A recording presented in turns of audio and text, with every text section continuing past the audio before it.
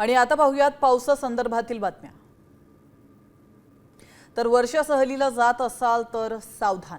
पावसाळा आणि रविवार त्यामुळे पिकनिकला गेलेल्या 6 मुली पाण्यामध्ये अडकल्या।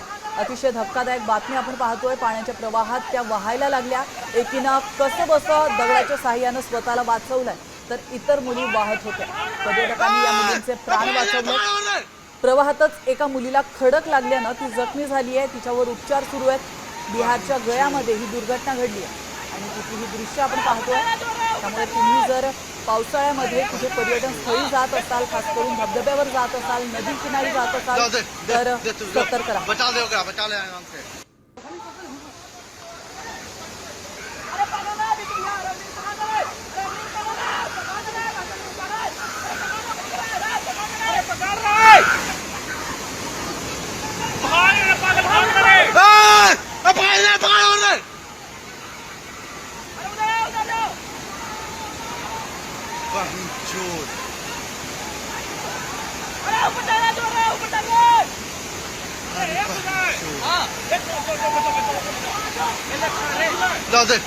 दे तू जो बचा ले आराम से।